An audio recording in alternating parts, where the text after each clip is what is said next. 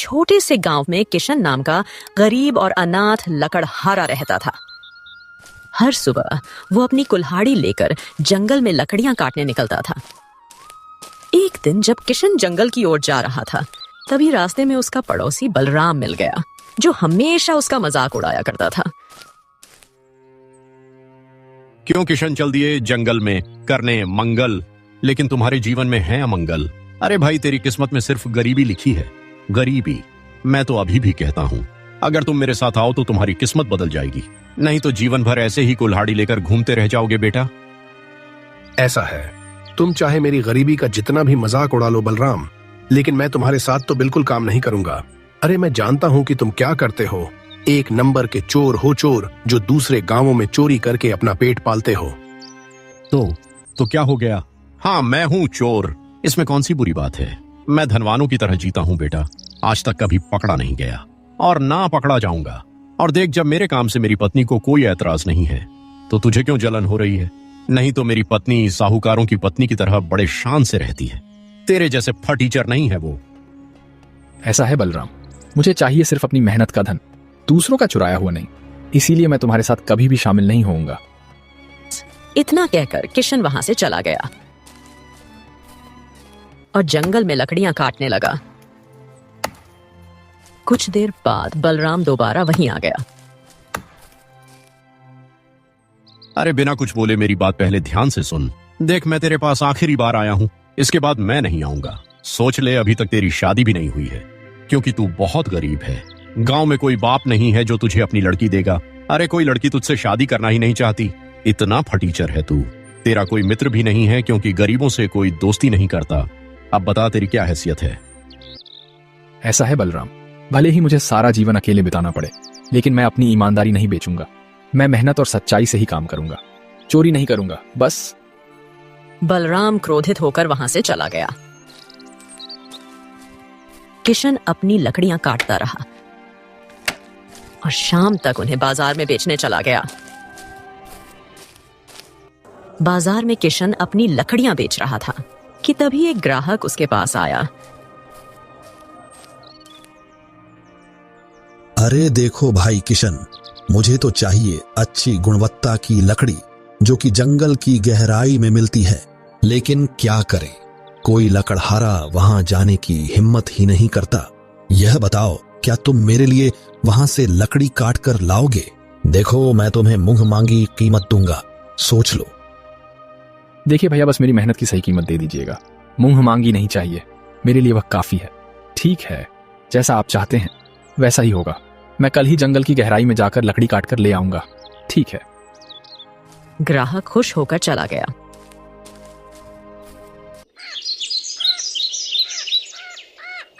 अगले दिन किशन जंगल की गहराई में गया। वो लकड़ियां काट ही रहा था कि तभी उसकी नजर एक सुंदर तालाब पर पड़ी।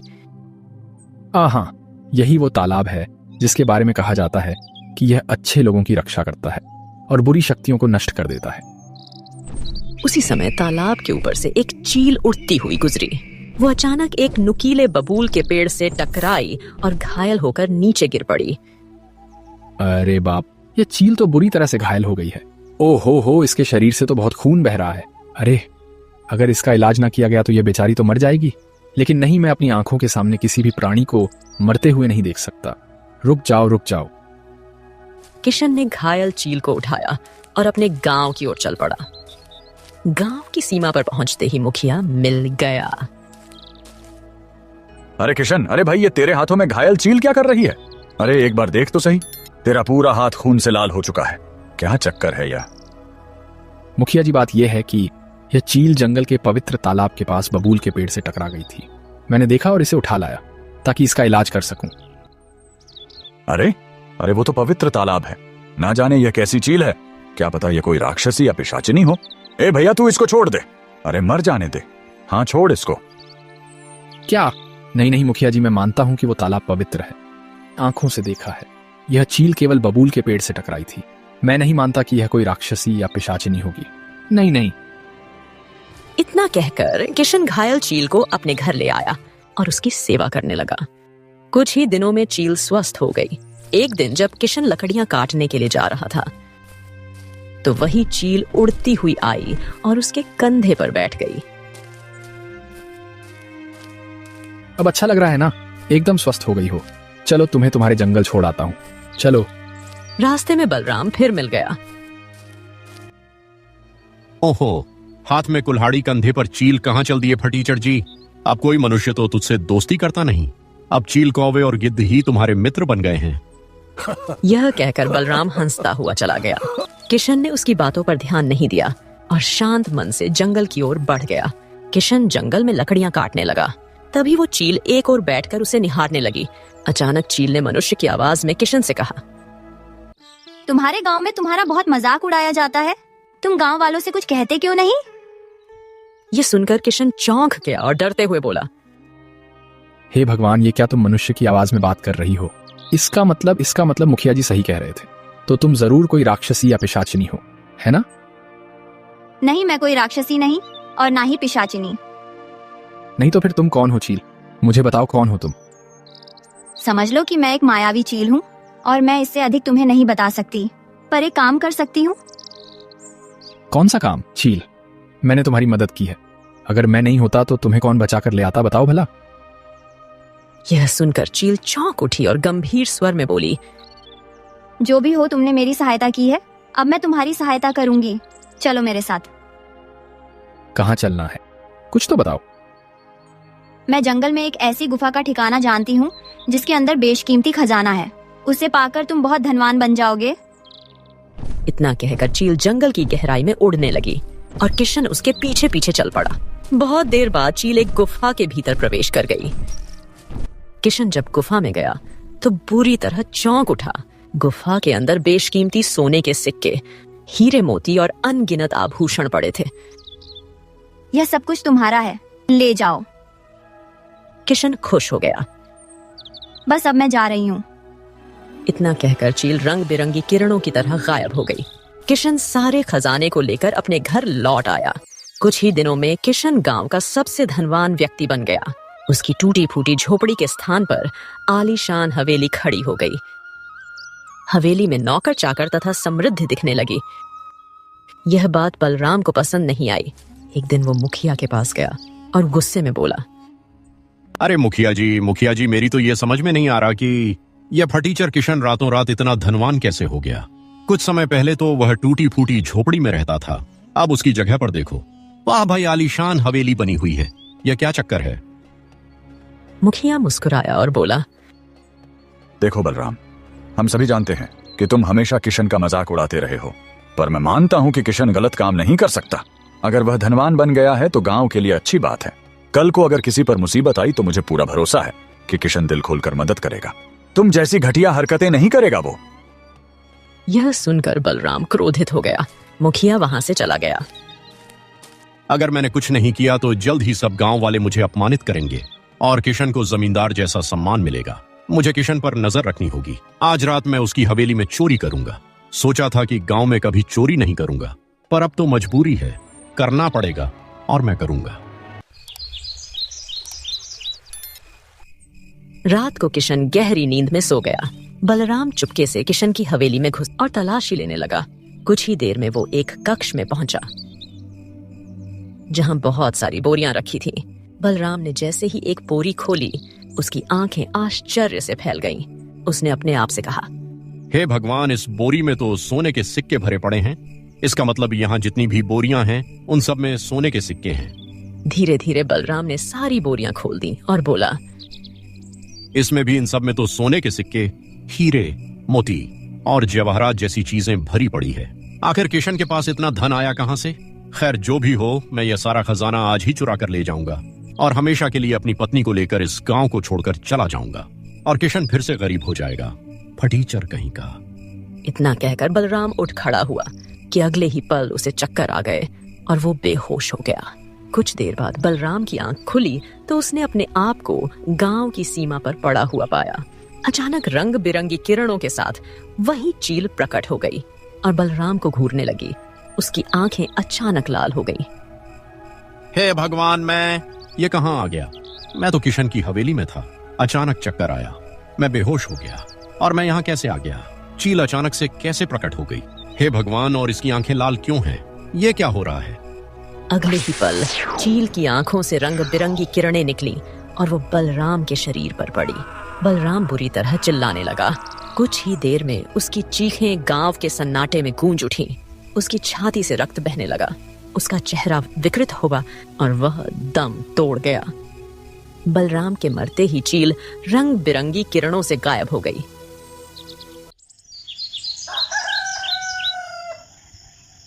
अगली सुबह गांव की सीमा पर भीड़ जमा थी। मुखिया बलराम की लाश देखकर खड़ा था। तभी एक गांव वाला मुखिया की ओर देखकर बोला, हाँ, यह बलराम की हत्या किसने की होगी मुखिया जी? अब देखो, ऐसा है, बलराम के बारे में मशहूर था कि वह एक छोटा मोटा चोर है जो दूसरे गांवों से चोरी कर लाता था। हो सकता है कि कोई उसका पीछा करते करते यहां तक आया हो और उसे मार दिया हो। अब भाई, जो गलत काम करता है परिणाम भी तो वैसा ही होगा ना। वहां खड़ा एक व्यक्ति धीरे धीरे बलराम की लाश के पास आया और गौर से देखा। लेकिन मुखिया जी देखिए जरा, इसके शरीर पर कोई चोट के निशान तो नहीं है, पर देखिए उसका चेहरा इतना भयानक कैसे हो गया? ऐसा लग रहा है जैसे किसी डायन या पिशाचिनी ने मारा हो। यह सुनकर गांव वाले भयभीत हो गए और मुखिया की आंखों में चिंता की लहर दौड़ गई। मुखिया ने उस व्यक्ति की ओर देखा और कहा, देखो भाई, पता नहीं, हम तो कुछ कह नहीं सकते। मुझे इतना पता है कि कल ही यह किशन को बुरा भला बोल रहा था। यह सुनकर गांव वाला चौंक गया। कहीं ऐसा तो नहीं कि किशन की हवेली में चोरी करने गया था तो किशन ने ही उसे मार दिया हो? क्या कहते हैं? तभी किशन वहां आ पहुंचा।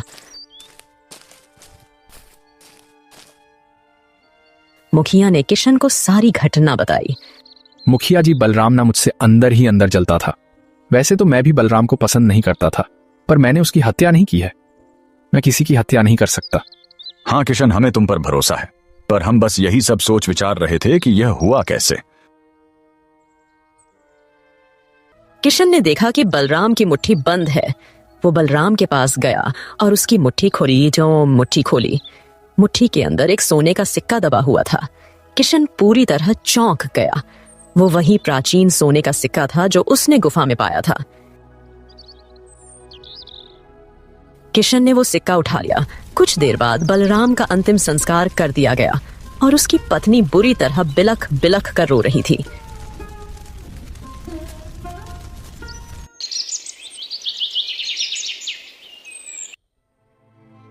किशन अपने आप से बोला, ओ, आखिर बलराम की मुट्ठी में मेरे वहां के सोने का सिक्का ये कैसे आया? ये तो वही प्राचीन सिक्का है जो मुझे गुफा के अंदर मिला था। कहीं बलराम वाकई में मेरी हवेली में चोरी करने तो नहीं आया था? पर अगर वह मेरी हवेली में आया भी था तो उसने क्यों केवल एक ही सिक्का उठाया? वो सारी की सारी बोरियां क्यों नहीं उठा ले गया? और अगर वह गया था तो उसके वापस जाने के पांव के निशान क्यों नहीं मिले? हाँ, कुछ ना कुछ तो गड़बड़ है। वो धीरे धीरे उस कक्ष की ओर गया जहां खजाना रखा था। वहां उसने गीली मिट्टी के निशान देखे। किशन और भी अधिक चौंक गया। हाँ, हे भगवान, ये क्या? ये तो बलराम के पांव के निशान ही है। इसका मतलब कि वो मेरी हवेली के उस कक्ष तक आया था, लेकिन वापस नहीं, वापस जाने के तो निशान नहीं है।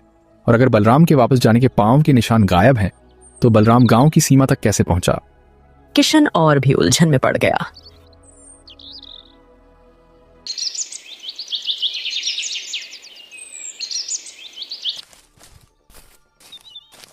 किशन कई दिन तक सोचता रहा। एक दिन वो उलझन में जंगल में टहल रहा था कि उसकी नजर एक साधु पर पड़ी। वो गहरे ध्यान में लीन थे, पर किशन को देख बने मुस्कुराने लगे। बच्चे, मैं जानता हूं कि तेरे मन में क्या चल रहा है, लेकिन तू चाहे कितना भी सोच ले, सच्चाई तक नहीं पहुंच पाएगा।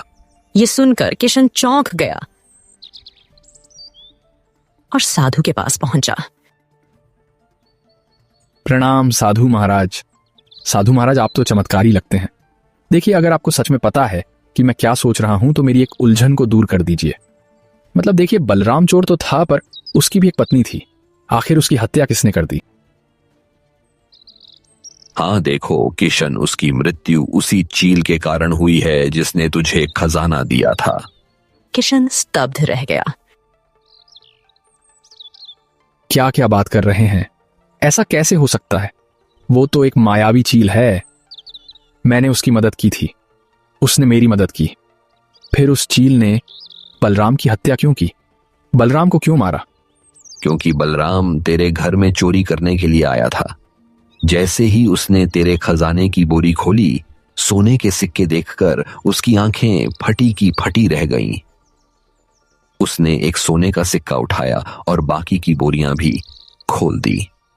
वो सब कुछ वहां से निकालने की योजना का वो बना ही रहा था कि उसी समय चील ने उसका अपहरण कर लिया और गांव की सीमा पर ले जाकर उसे फेंक दिया।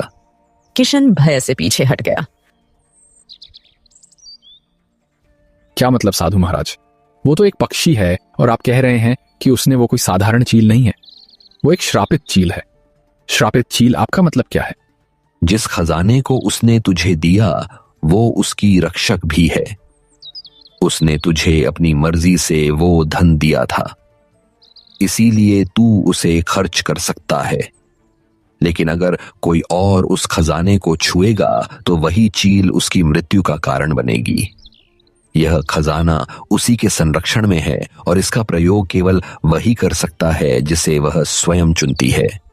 किशन स्तब्ध और भयभीत होकर साधु को देखने लगा। ओह, अब उसे कैसे जानते हैं साधु महाराज? और यह चील है, कौन है? ये बात बहुत समय पहले की है। वो चील भी एक मनुष्य थी, इस राज्य की राजकुमारी सुलेखा राजकुमारी। सुलेखा, हाँ, वही राजकुमारी सुलेखा जो अपने खजाने से बहुत प्यार करती थी। उसके पिता का कोई पुत्र नहीं था, इसीलिए पिता की मृत्यु के बाद उसने सारा राज्य संभाला। परंतु वह बहुत क्रूर थी, उसे गरीबों से घृणा थी। वो कभी किसी की मदद नहीं करती थी। वो गरीबों को ऐसे देखती थी जैसे जैसे उनका गरीब होना अपराध हो। साधु की आंखें नम हो गईं और वो गहरी सोच में डूब गए। एक दिन राज्य में भयंकर अकाल पड़ा। राजकुमारी सुलेखा राज सिंहासन पर बैठी थी। महल के हॉल में तमाम मंत्री और दरबारी खड़े थे। तभी उसका मंत्री दरबार में आया। राजकुमारी, बड़ी समस्या है। राज्य में भयंकर अकाल पड़ गया है। सभी को धन की बड़ी आवश्यकता है। राजकुमारी जी, आप अपने खजाने का कक्ष खोल दीजिए और राज्य की प्रजा की मदद कीजिए ताकि वह दूसरे राज्य से अनाज खरीद पाए। कृपा करिए राजकुमारी, कृपा करिए। यह सुनकर राजकुमारी सुलेखा क्रोधित हो उठी। बकवास मत करो मंत्री, मैं अपने खजाने में से फूटी कौड़ी भी प्रजा को नहीं दूंगी। राजकुमारी, अब आप तो प्रजा से नहीं मिलती है, प्रजा मुझसे मिलती है। वह मुझसे तरह तरह के सवाल करते रहते हैं और कह रहे हैं कि आप उनकी मेहनत का ज्यादातर हिस्सा कर के रूप में वसूल लेती हैं और जब जरूरत पड़ी है तो आपको उनकी सहायता तो करनी चाहिए। राजकुमारी कुछ पल गहरी सोच में डूबी रही। कह दो कि राजकोष खाली हो चुका है।